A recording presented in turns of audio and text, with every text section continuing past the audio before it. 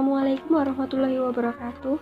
Perkenalkan, nama saya Vitalistia Andani, NIM 171200088. Di sini saya akan menjelaskan tentang bisnis model Canvas BMC pada studi kasus zakat fidyah. Yang pertama, apa itu BMC?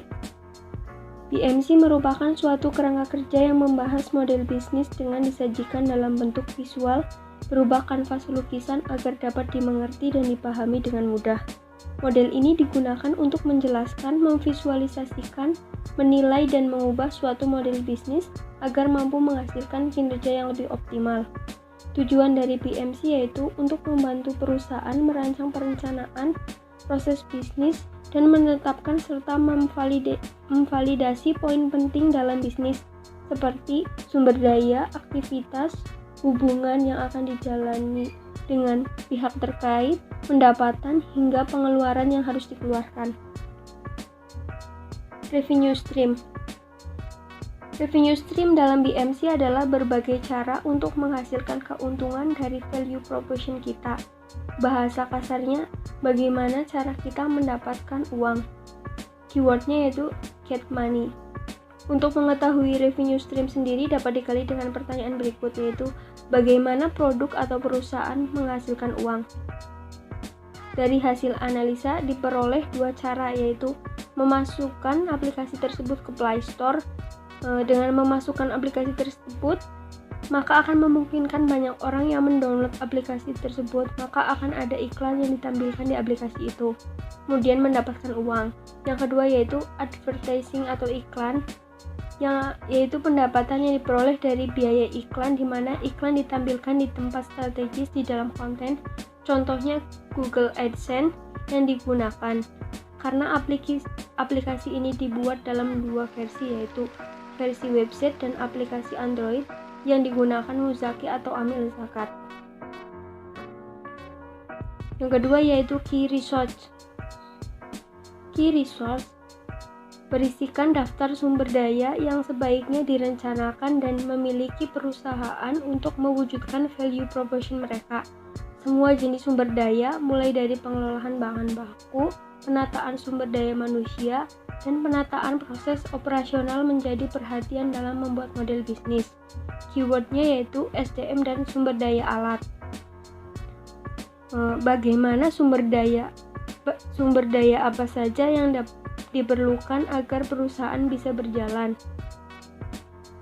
Hasil analisanya yaitu sumber daya manusia yang diperlukan yaitu programmer, dibutuhkan untuk pembuatan program aplikasi zakat fidyah.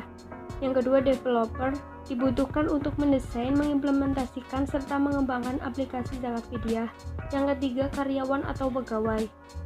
Selanjutnya yaitu sumber daya alat yang diperlukan yaitu Google Maps, aplikasi zakat fidyah, laptop atau komputer, kemudian koneksi internet. Key activities adalah semua aktivitas yang berhubungan dengan produktivitas bisnis yang berkaitan dengan sebuah produk, di mana kegiatan utamanya adalah menghasilkan proporsi nilai. Keywordnya yaitu operation procedure. Aktivitas apa saja yang dilakukan key resource? Yang pertama yaitu pembuatan aplikasi zakat fidyah untuk membantu masyarakat dalam hal pembayaran fidyah. Yang kedua yaitu sosialisasi kepada masyarakat untuk dapat menggunakan aplikasi zakat fidyah. Selanjutnya yaitu key partner. Halaman ini berfungsi untuk pengorganisasian aliran suatu barang atau layanan lainnya. Disinilah tempat untuk memasukkan mitra strategis yang kita miliki. Dalam konteks bisnis, mitra bisa berupa supplier, vendor, agency, dan seterusnya. Keywordnya yaitu collaboration dan partnership. Siapa rekanan yang dapat mendongkrak kinerja perusahaan? Dari hasil analisa didapatkan key partnernya yaitu yang pertama perusahaan. Lazizmu berperan dalam kegiatan untuk melakukan pengumpulan dan pengelolaan zakat fidyah. Alfamart dan Indomart merupakan perusahaan yang dapat digunakan untuk membantu proses transaksi atau transfer. Kemudian OVO dapat digunakan untuk memaksimalkan kanal digital yang digunakan sebagai saluran penghimpunan dana zakat fidyah. Kemudian ada GoPay, stasiun TV dan stasiun radio. Untuk key partner yang kedua yaitu individu. Ini berupa influencer yang berperan membantu mengkomunikasikan terkait dana zakat fidyah yang disalurkan. Kemudian konsultan. Di sini dapat berperan sebagai untuk melakukan komunikasi dengan para lembaga zakat fidyah mengenai bagaimana zakat fidyah tersebut disalurkan ke orang-orang yang membutuhkan. Kemudian ada cost structure.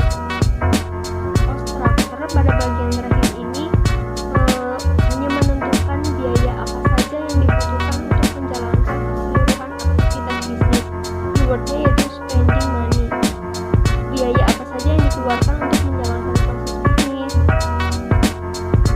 Yang pertama dari hasil analisa yaitu biaya tetap, yaitu biaya yang wajib dikeluarkan dan jumlahnya tidak berubah seperti biaya untuk gaji amil zakat, biaya operasional seperti sewa kantor, pembayaran listrik, telepon, bensin, dan seluruh biaya yang digunakan untuk menjalankan aktivitas perusahaan.